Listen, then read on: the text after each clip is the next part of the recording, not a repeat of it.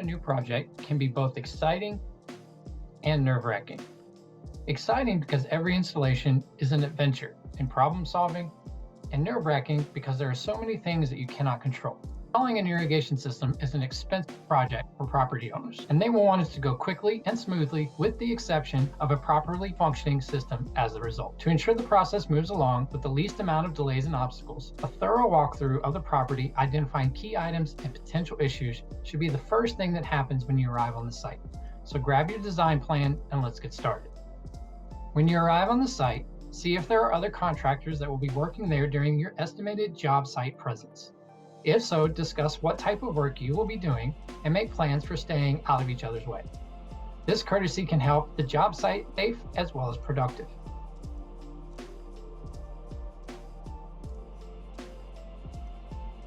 Even if you take a shovel out from the truck, verify that the underground utilities such as gas, electric, cable, etc. have all been properly marked.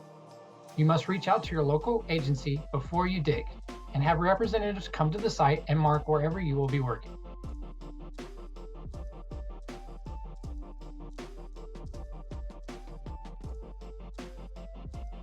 Dial 811 for any job located inside the United States, and it will be connected automatically to the local municipalities.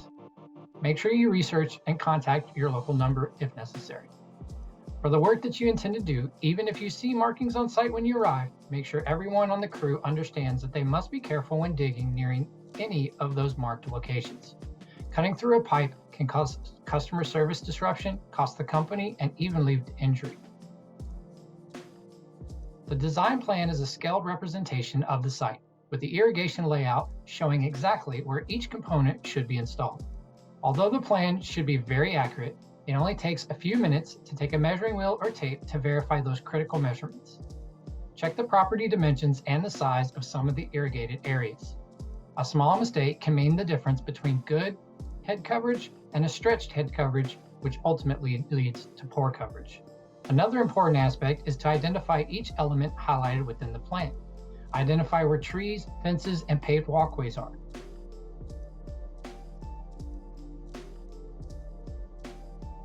Also make sure that the spray from any sprinklers will not be directed at anything that should not be watered.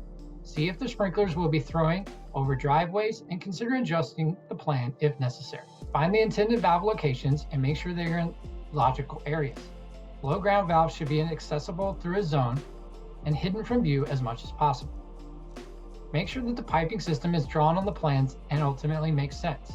That way you are able to use your equipment and to do the bulk of the work where it will be trenching or pulling the pipe. If these pipe paths are going to require to go under existing walkways, driveways, or patios, check to see if there is any existing sleeving that can be used to route the pipe. If not, this should be noted on the drawing, and a contingency plan should be discussed with the customer. In addition to identifying these components, you will also want to familiarize yourself with the location of the point of connection. You will want to know where the water meter and identify the pressure that's available. Make sure that a code-compliant backflow is installed as well.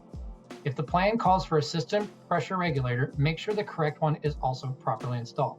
If the plan calls for a master valve or a flow meter, make sure there is enough space near the point of connection to accommodate either or both of those items.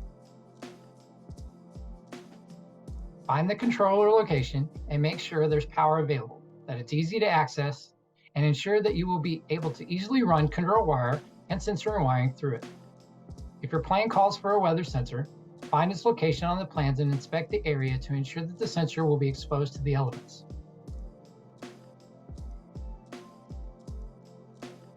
If you're using an internet-controlled controller, check to see if Wi-Fi signal strength is adequate at those proposed locations.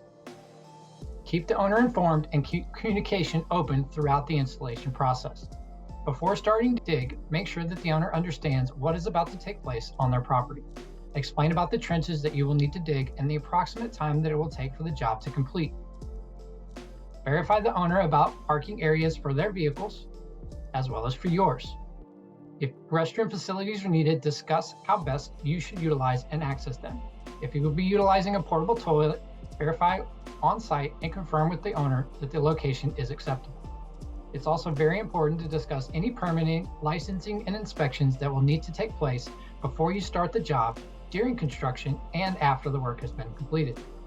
Ensure that you're clearly identifying the responsibilities of both the company and verify that the property owner knows what they will be responsible for throughout the project. To help you remember the things to focus on when you arrive on the site, we identified 3 main items: verify and mark and locate. You will want to find markings for the underground utilities and verify that they have been properly located. For example, water, sewer, electrical, gas, internet, and cable television. Then you will want to measure some of the key areas on the site. Key integrated areas to verify that they properly match the irrigation plan drawing if there is one. Mark locations of zone valves, sprinklers, and possible piping runs. Finally, locate the point of connection and verify the backflow preventer is installed if you're not doing so during the installation. If a pressure regulator was designed in the system, make sure that it is also properly installed. If there's a master valve or flow meter needed, make sure that there is room to install it near the POC. Also, you want to check the proposed controller locations for ease of access, power, and Wi-Fi signal strength, if it's an internet-connected controller. Verify and mark and locate. A thorough site inspection and open communication with the homeowner or property owner is fundamental to completing a project successfully. A small amount of time up front can pay dividends in making the project flow more smoothly. Paying attention to the details before the work begins can make for a job well done and profitability as the end result.